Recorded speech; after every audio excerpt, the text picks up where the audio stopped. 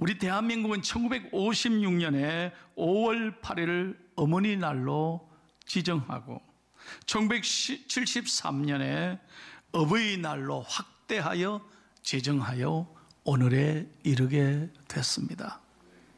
그런데 여러분, 금년 어버이 주일은 참 마음이 아픕니다. 코로나로 장기화되면서 너무너무 가슴이 아픈 거예요. 코로나19 때문에 요양원에 계신 어머님을 카네이션도 못 따라드리고, 어머님 가슴 대신해서 못 만나니까 유리창에서 서로 바라보면서 유리창문에다가 카네이션을 대신 달아드렸다는 이 가슴 무너지는 이야기를 들으면서 저는 참 마음이 아팠습니다. 오늘의 이 아픔이, 현실이 혹 우리의 부모님의 마음을 서글프게 하지는 않을까 걱정이 되는 거예요. 오늘은 여러분 어버이 주일입니다. 성경에 보면 많은 효자, 효부 이야기가 있습니다. 그런데 그 가운데 저는 말씀을 묵상하면서 요셉이야말로 참 아름다운 효자였다, 저는 그렇게 깨닫는 거예요. 그러면서 오늘 저는 이 어버이 주일날 요셉의 효도를 배우는, 그래서 다시 한번 하나님 앞에 감사하고 부모님께 감사하는 복된 주일이 될 수 있기를 예수님의 이름으로 축원합니다. 여러분, 요셉이 어떻게 해서 그렇게 부모의 마음을, 하나님의 마음을 기쁘시게 했을까요? 네 가지 중요한 교훈이 있습니다. 첫째로, 요셉은 부모의 마음을 기쁘시게 했다는 거예요. 여러분, 참된 효도는 뭐냐? 먼저 부모님을 근심하거나 걱정을 끼쳐드리면 안 된다는 거예요. 진정한 효도는 부모님을 기쁘시게 하는 거라는 거예요. 요셉이 그랬습니다. 12아들 중에 가장 부모님을 기쁘게 했습니다. 그래서 요셉의 아버지도 12아들 가운데 요셉을 참으로 사랑했습니다. 성경에 보니 요셉만을 채색 옷을 지어서 아름다운 옷을 입혔다고 그렇게 말씀하고 있는 거예요. 그런데 어느 날 사랑하는 아들 요셉이 갑자기 행방불명이 됐습니다. 우리가 잘 아는 대로 형들의 시기와 질투를 받아서 애굽에 팔리게 된 거예요. 아버지는 영문도 모른 채 아들이 사라졌습니다. 얼마나 가슴 아팠을까요? 그 사랑하는 아들을 가슴에 묻고 매일 탄식했을 것입니다. 요셉도 마찬가지입니다. 사랑하는 부모님을 만나지 못하고 머나먼 타향에 팔려왔으니 얼마나 기가 막힌 현실입니까? 얼마나 오랜 세월 동안 고통 가운데 지냈겠습니까? 자나깨나 눈물로 지냈을 것입니다. 그런데 오늘 성경에 보니 흉년이 들어서 그 사랑하는 형들이, 가족이 애굽에 올라오게 되었죠. 그때 형들을 극적으로 만납니다. 그리고 요셉이 형들에게 한 말이 오늘 성경의 내용이에요. 여러분, 8절과 9절만 읽겠습니다. 다 같이요. 자, 요셉이 형들에게 뭐라고 말합니까? 시작.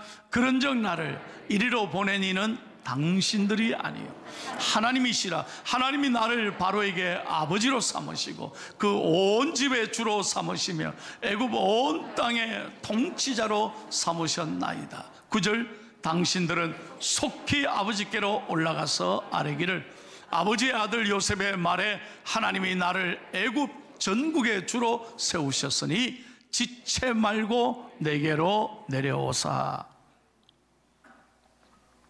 여러분, 요셉은 자기를 팔았던, 미워했던 형들을 만났지만 형들을 단 한마디도 원망하지 않았어요.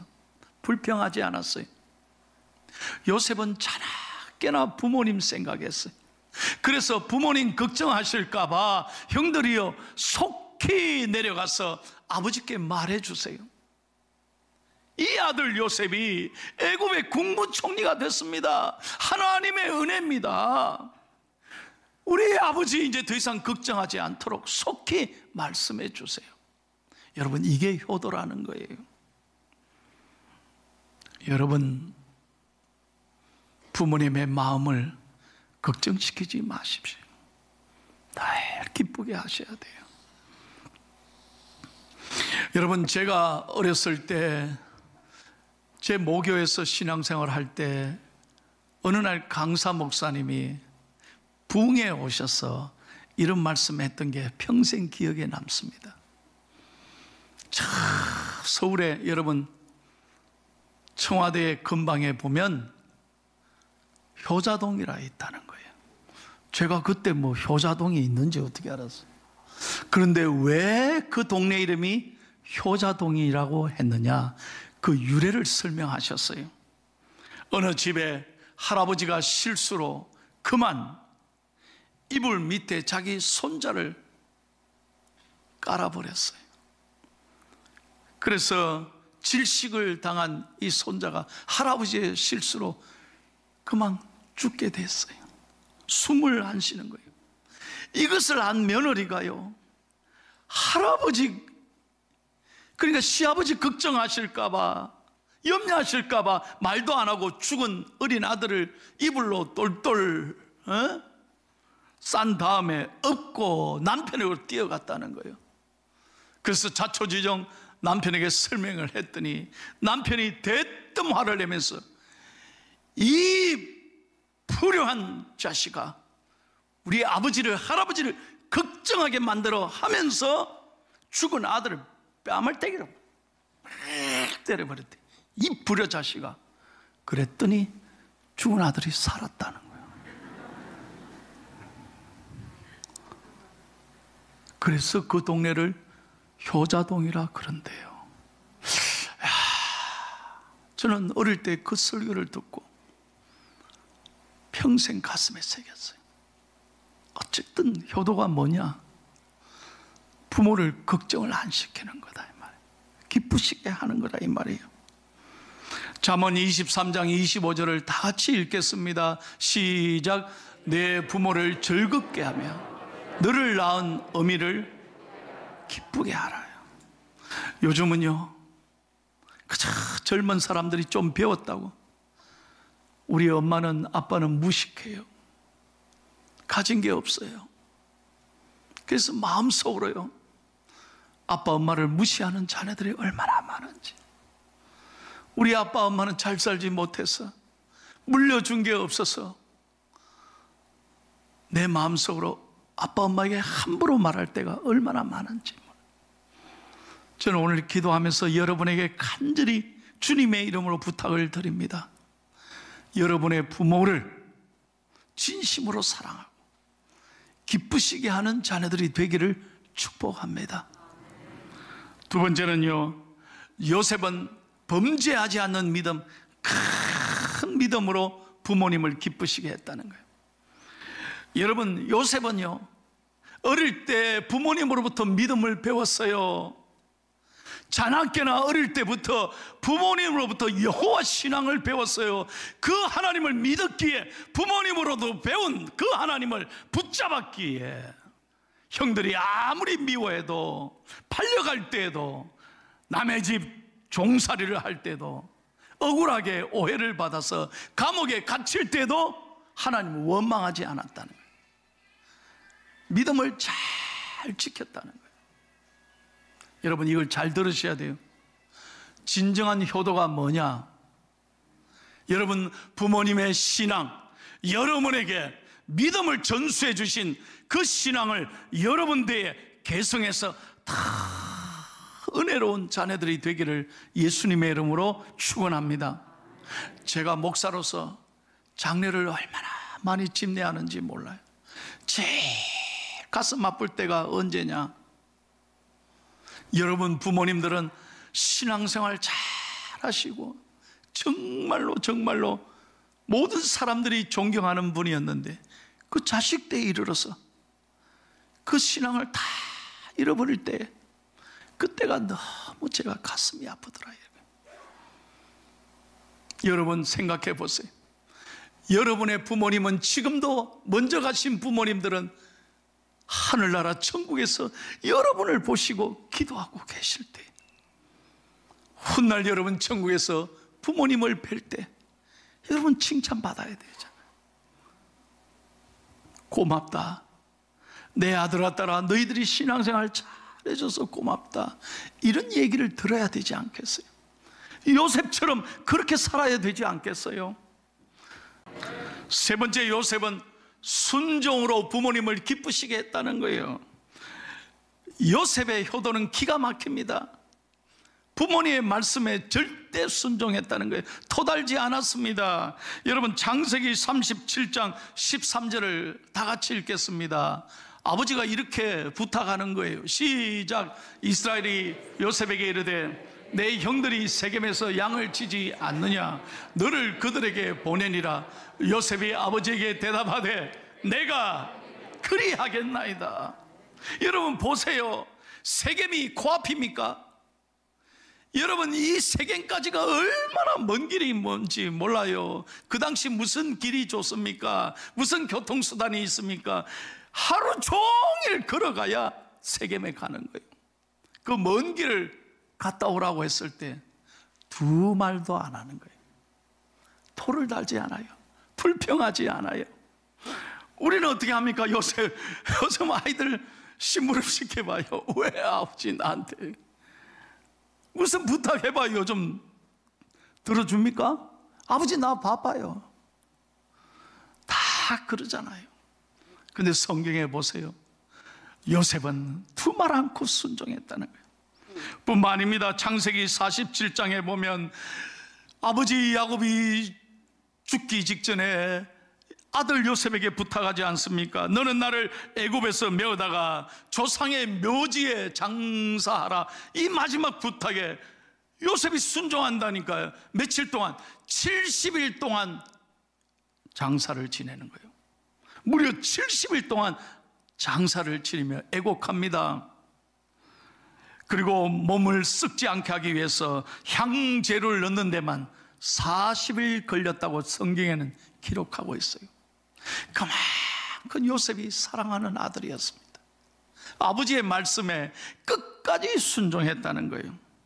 여러분, 에베소서 6장 1절에서 3절을 다 같이 읽겠습니다. 하나님의 말씀입니다. 시작. 자녀들아, 주 안에서 너희 부모에게 순종하라. 이것이 옳으니라. 내 아버지와 어머니를 공경하라. 이것이 약속 있는 첫 계명이니 이로써 네가 잘 되고 땅에서 장수하리라. 믿으시면 아멘. 여러분, 효도하면 반드시 땅에서 네가 장수하고 잘 된다는 거예요. 저는 목회하면서 이걸 확실하게 보는 거예요. 효도하는 가정이 잘못된 것 하나도 없더라는 거예요. 다 하나님이 축복하시더라는 거예요. 여러분에게 분명하게 제가 말씀드립니다. 부모님은 눈에 보이는 지상에 계시는 하나님이십니다. 잘 들으세요. 이걸 무시하지 말라는 거예요. 절대 부모님을 무시하지 말아요. 보이지 않는 하나님을 사랑한다면서 보이는 부모님을 사랑하지 않는다면 그건 예수 잘못 믿는 거예요. 제가 분명하게 얘기합니다. 그 믿음 생활 잘못하는 거예요. 어떻게 보이지 않는 하나님을 사랑한다면서 보이는 하나님을, 부모님을 사랑하지 않느냐는 거예요. 부모님이 나에게 많은 걸 해주시지 않아도 부족하고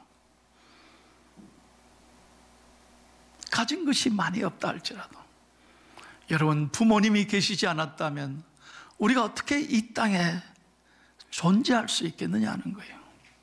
그러므로 마땅히 순종하고 마땅히 공경하는 우리 중앙의 가족들이 되기를 예수님의 이름으로 축원합니다. 마지막입니다. 요셉은요, 말로만 효도한 게 아닙니다. 여러분, 창세기 47장 12절을 다 같이 읽을게요. 시작. 또 그의 아버지와 그의 형들과 그의 아버지의 온 집에 그 식구를 따라 먹을 것을 주어 복량하였더라. 이게 효도인 거예요. 효도는 말로 하는 게 아니에요. 물질로 복량해야 돼요. 요셉이 참 기가 막힌 것은 그 흉년의 때에 끝까지 아버지와 형제들을 책임졌다는 거예요. 그래서 하나님이 복 주시는 거예요. 효도는 말로 하는 게 아니에요. 부모님을 잘 돌아보시고 살피시고 무엇을 잡수시고 싶은지, 무엇이 필요한지 잘 헤아려서 그것을 잘 채워드리고 복양하는 게 효도예요. 그래서 저는 주례할 때 꼭 얘기합니다. 여러분, 여기 신랑 신부 있으면 저는 꼭 제가 확인받는 게 있습니다.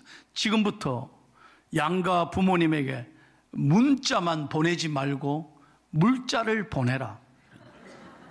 아멘 하세요. 그럼 아멘 한다니까. 물자도 보내라. 왜?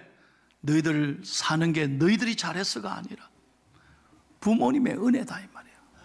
그래서 한 달에 10만 원씩 아멘 하세요. 이런. 예, 그래. 그 내가 한 번씩 만나면 잘 보내줘. 내가 확인한다니까요. 여러분, 그것이 효도인 거예요. 사랑하는 여러분, 다시 한번 말씀드리겠습니다. 참된 효성이 뭡니까? 부모님 세상을 떠나신 뒤에 후회하면서 제사상 차려놓고 형식적으로 곡하는 것 아닙니다. 그게 효도 아닙니다. 생존에 계시는 동안 기쁘시게 해드리고 잘 복양해 드려야 돼요. 여러분들 가운데 이렇게 말씀하실지 몰라요. 목사님, 제가 지금 죽을 지경입니다. 제가 여유가 없습니다. 시간이 없습니다. 돈이 없습니다. 너무너무 바빠 죽겠습니다. 아이들을 키워야 됩니다. 예, 맞습니다. 여러분, 얼마든지 변명할 게 많습니다. 그러나 효도는 그런 게 아니에요. 이 다음에 하겠다, 시간 되면 하겠다, 형편되면 하겠다. 여러분, 부모님이 그때 되면 기다려 주시질 않아요. 기다려 주시지 않는다니까. 그래서 여러분, 오늘 말씀 잘 듣고 깨달은 다음에 계시는 동안 효도하셔야 돼요. 제가 장례를 많이 집례했다고 그랬잖아요. 많은 분들이 부모님 떠나시고 난 다음에 통곡하는 걸 봤습니다. 그때 좀 잘해드릴 걸. 우리 어머니 그때 그거 잡수시고 싶어 했는데 그걸 못 사드린 게 그렇게 가슴 아프다. 후회해봤자 안 되잖아요.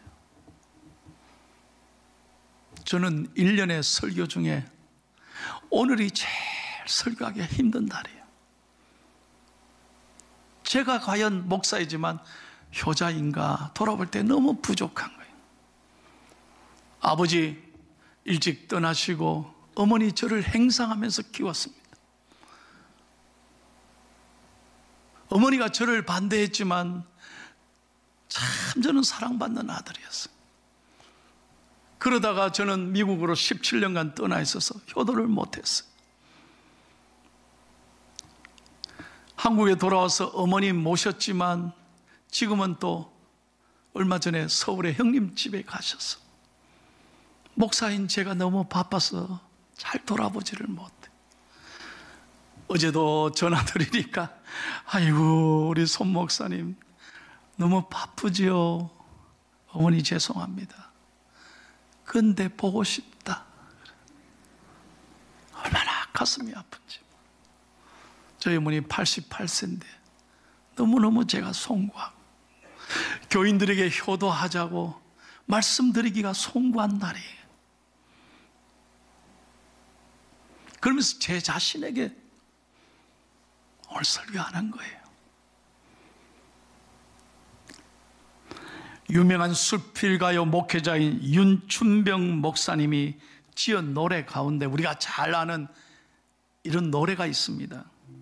어머님 은혜예요. 높고 높은 하늘이라 말을들 하지만 나는 높은 게 또 하나 있지. 낳으시고 기르시는 어머님 은혜. 푸른 하늘 그보다도 더 높은 것 같아. 여러분 그런데 아십니까? 온 세상 사람들이 이 노래를 다 따라 부르고 어머니를 즐겁게 하는데 정작 이 노래를 지은 윤춘병 목사님은 이북에서 피난을 오셔서 아들아 잘 내려가라, 엄마 뒤따라갈게, 잘 내려가 했는데 그것이 끝이었어요. 정작 이 노래를 어머님께 들려드리지를 못했다. 가슴에 한이 돼. 세상 사람들은 다 부르고 어머니를 기쁘시게 합니다. 자기는 한 번도 어머니에게 들려주지를 못해. 탄식한다는 말을 제가 들었어요. 사랑하는 여러분, 우리가 우리 곁에 부모님이 계시고 부모님이 내 앞에 살아계실 때 마음을 다해 부모님에게 효도하는 저와 여러분이 되기를 축복합니다. 사랑하는 중앙의 성도 여러분, 오늘 우리들도 요셉처럼 살아계실 때 부모님을 기쁘시게 하고 부모님의 믿음을 잘 개성하고 부모님께 순종하고 그리고 부모님께 마음을 다해 정성을 다해 물질로 복양하면서 효자 효부로서의 삶을 살아가서 하나님 앞에 축복을 받는, 칭찬받는 저와 여러분이 다 될 수 있기를 예수님의 이름으로 축원합니다.